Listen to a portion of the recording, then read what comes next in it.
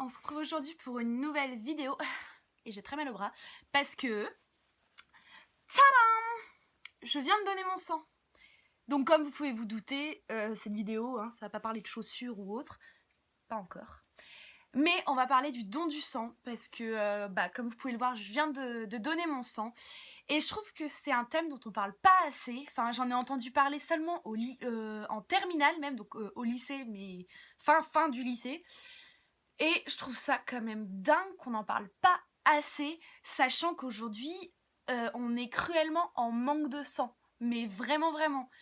Dans le sens où on peut pas guérir tout le monde. J'ai décidé de vous en parler aujourd'hui, de vous donner mon avis sur le don du sang, pourquoi je le fais, pourquoi je fais que maintenant aussi, parce que je vais avoir 19 ans et j'ai commencé seulement en décembre 2017.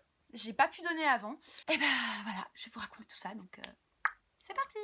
Tout d'abord, ce qu'il faut savoir sur le don du sang, c'est que une poche de sang, ça peut sauver jusqu'à 4 malades. Une poche de sang, 4 malades. C'est énorme quand même. Ça veut dire que moi, c'est la deuxième fois que je donne mon sang, j'ai sauvé au max 8 personnes. Le don du sang, ça se déroule en 4 parties. Enfin, 4 parties, oui, c'est mon avis. La première partie, déjà, tu l'as fait en autonomie. Tu réponds le fameux questionnaire du don du sang avec est-ce que tu es vacciné contre toutes les maladies sanguines, contre le tétanos, contre l'hépatite B, combien de partenaires tu as eu durant les 6 derniers mois, est-ce que tu as été enceinte récemment, est-ce que ta mère vient d'Amérique latine, est-ce que tu as voyagé dans des pays douteux, enfin des questions, mais des fois tu te dis mais qui fait les questionnaires? Qui vraiment? Parce qu'il y a des questions, tu te dis, la vache, faut avoir une sacrée vie quand même pour pouvoir répondre oui à ce genre de questions. Voilà. Ensuite, la deuxième partie du don du sang, c'est ce fameux rendez-vous avec le médecin. Donc un médecin spécialisé. Et du coup, qui regarde ton questionnaire, qui te dit, ah oui, d'accord, donc vous êtes sûr d'avoir été vacciné, vous êtes sûr de pas avoir voyagé, enfin... Voilà, qui te redemande pour la deuxième fois nom, prénom, date de naissance, au cas où tu l'aurais oublié en salle d'attente. Qu'est-ce qu'il y a d'autre sur la deuxième partie? Ah oui, si. Alors, il te prend ta tension aussi pour savoir si déjà tu as une bonne tension, si tu es en forme pour pouvoir donner. Et lors de ton premier prélèvement, ça faut le savoir parce que moi on me l'avait jamais dit, on ne me l'avait jamais dit, il te prélève sur l'annulaire gauche, oui on est à gauche, une goutte de sang pour mesurer ta quantité de globules blancs, si je dis pas de conneries, de globules blancs. Et en fait, ça perturbe de fou. Donc là, moi, je l'ai pas refait parce que c'était mon deuxième don. Ils te mettent ça dans une espèce de petite agrafeuse. Et en fait, ça t'envoie une décharge électrique qui fait sortir l'aiguille. Et sur le coup, ça fait mal dans le sens où t'es choqué. Tu t'attendais pas à une douleur comme ça, donc t'as un sursaut. Pour la deuxième partie, il n'y a rien de plus. Vraiment, c'est vraiment un rendez-vous normal avec un médecin qui prend ta tension et qui te prélève une goutte de sang pour savoir si tu es vraiment apte à donner. Enfin, la troisième partie, c'est le fameux don. On te prélève ton sang. Donc, c'est une infirmière qui te fait ça. T'es assis, un peu allongé quand même. T'as les bras sur les côtés. Et en fait, elle vient regarder. Donc, moi, mon premier don, ça a été au bras droit. Et là, le deuxième, du coup, ça a été au bras gauche. D'ailleurs, j'ai un petit peu mal, ça commence à lancer un petit peu. J'ai le bras tout le temps plié parce que je peux pas tendre plus que ça. Et encore, là, j'ai un pull. Je peux pas tendre plus que ça. Ça pique. Et en fait, du coup, elle regarde tes veines, elle regarde le bras qui est le mieux. Et puis, elle te fait un garrot qui, en général, est beaucoup trop serré. En tout cas, là où je fais, à l'Institut français du sang à Quimper, c'est beaucoup trop serré. Donc à chaque fois, je leur demande de desserrer un chouille parce que j'ai l'impression que mon bras, je vais le perdre, quoi. Et elle va te mettre de la bétadine pour bien désinfecter ton bras. Et là, elle va te dire, respire profondément, ne regarde pas, pense à des choses positives et tac! Elle te met l'aiguille. J'ai pas mal. Je vous jure, je n'ai pas mal. Ça fait 2 fois que je donne mon sang, je n'ai jamais eu mal. Vraiment jamais. Les prélèvements se sont toujours faits en 10 minutes pour moi, jamais plus, ça a jamais duré plus de 10 minutes. Et je suis jamais tombée dans les pommes. Pourtant, je suis la plus grosse fragile du monde. Ça, n'importe qui pourra vous le dire. Je suis the fragile. Tu trouveras pas plus fragile que moi. Dès qu'il y a un microbe, il est pour moi. Dès qu'il y a une maladie, elle est pour moi. Ça, tu peux être sûr que tu l'attraperas pas. Hein. Si moi je l'ai, c'est bon. Hein. Vous êtes tous tranquilles. Je peux même regarder mon sang s'en aller comme ça fait rien. Il faut juste pas que je regarde pendant qu'elle me met l'aiguille et quand elle la retire, parce que voilà, je suis quand même un minimum fragile. Hein. Il se pourrait que je tombe dans les pommes. On ne sait jamais. Un accident est très vite arrivé. Je vous le jure. Mais vraiment, voilà, ça fait pas mal. Vraiment, vraiment pas mal. Pas du tout mal. La quatrième étape, c'est forcément la collation. Voilà, où tu restes normalement 20 minutes, mais comme il y a à manger, t'en restes 40. À manger des gâteaux, des croissants, des pains au chocolat, des viennoiseries, mais il y en a plein. Ah, mais tu manges pas en fait avant de venir au don du sang. Ah non, tu manges pas. Franchement, la collation, c'est la meilleure des parties. Moi, je fais le don du sang donc à Quimper, dans ma ville, à l'Institut français du sang. Oui, c'est comme ça que ça s'appelle. C'est comme ça que ça s'appelle. Faut que j'articule. À l'Institut français du sang. Et en fait, je l'ai fait 2 fois en 3 mois d'affilée. Avec en fait l'IUT qui propose en fait des journées comme ça, don du sang. C'est organisé par des élèves de l'IUT.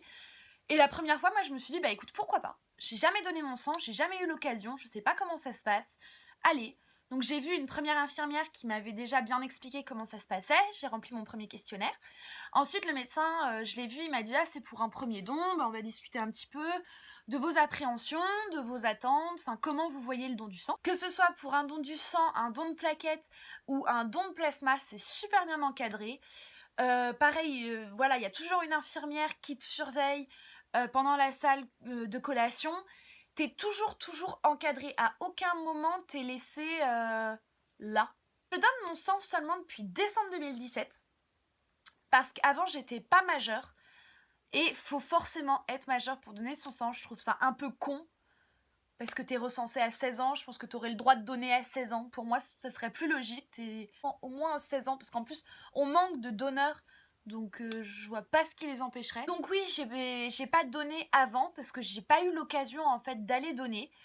Vraiment pas. J'ai pas du tout eu l'occasion.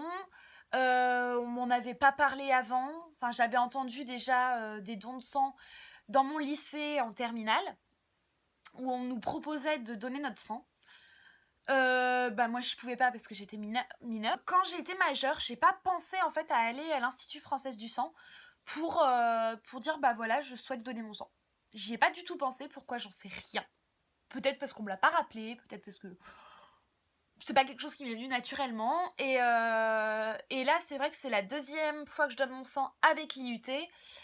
Mais je pense que je vais y aller peut-être plus souvent. Alors nous les filles, on peut donner toutes les 8 semaines. Toutes les 8 semaines, c'est ça. Donc je me dis, bah allez. On manque de sang, alors va bien falloir remplir des pochettes. Hein. Enfin moi je vais pas me vider non plus. Mais faut les remplir. On va pas laisser les gens crever. Hein. C'est ma bonne action à moi. Je peux pas donner grand chose étant donné que je suis un poids plume et que je suis encore vivante. Hein. Donc le don d'organes et compagnie, on va oublier. Donc voilà, c'est la seule bonne cause, on va dire, que je peux faire à mon échelle. Et franchement, si je peux sauver la vie de quelqu'un, bah pour moi, c'est super important. C'est vraiment la raison pour laquelle je le fais. C'est ma seule motivation, c'est de me dire que bah, je peux aider quelqu'un en fait. Je peux vraiment sauver la vie de quelqu'un avec ma poche de sang. Donc voilà, si ça peut aider, je vois pas pourquoi on peut pas le faire. Après, je sais qu'il y a des personnes plus sensibles que d'autres. Il y en a qui s'évanouissent quand à la vue de leur propre sang, c'est le cas de mon père. Donc il fait des dons, mais il ne regarde jamais. Donc c'est-à-dire que les infirmières lui cachent le bras et lui cachent la poche de sang. Enfin, il regarde ailleurs. Mais après, il y en a qui sont très sensibles. C'est le cas de ma mère. Elle donne pas parce qu'elle est très sensible. Parce qu'elle a très peur aussi, hein, on va pas se le cacher. Et puis après, bah voilà, j'ai des amis qui donnent, d'autres qui donnent pas pour des raisons personnelles. Enfin, voilà, chacun fait des bonnes actions à son échelle. Et moi, c'est ma bonne action. Et c'est pour ça que j'ai envie de vous dire aujourd'hui que si vous pouvez donner votre sang, vraiment, s'il vous plaît, réfléchissez. Je crois que je l'ai bien dit. Réfléchissez-y parce que c'est très important. Voilà, comme je vous l'ai dit, une pochette de sang peut sauver 4 malades. Donc franchement, c'est pas rien, 4 personnes malades. Alors que ce soit un accident de voiture, une maladie, un accouchement, n'importe quoi, ton sang sera distribué et tu pourras sauver quelqu'un, ou peut-être plus. Et franchement, je trouve que c'est pas négligeable ça. Et au moins, y réfléchir. Ça coûte absolument rien de réfléchir à donner son sang. Moi, j'ai commencé par y réfléchir. Après, je suis très impulsive, donc c'est vrai que quand je me suis inscrite, je me suis dit, allez hop, je m'inscris. Mais j'ai quand même bien réfléchi après parce que c'est pas un acte anodin non plus. On te retire du sang qui va aller dans quelqu'un d'autre. Donc voilà, faut quand même y réfléchir. Et c'est déjà un grand pas en avant si tout le monde y réfléchit. Je sais que j'ai pas beaucoup d'abonnés, mais le peu que j'ai, s'il vous plaît, réfléchissez à donner votre sang, c'est super important. Ça peut sauver des vies. Et on est cruellement en manque de sang.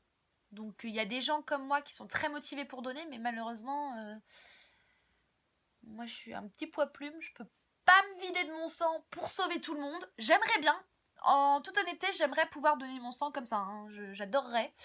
Hi. Je vais le dire encore une fois, mais réfléchissez à donner votre sang, c'est super important. Et puis bah voilà, sur ce, je vous fais plein de bisous. J'espère que vous allez bien et on se retrouve bientôt.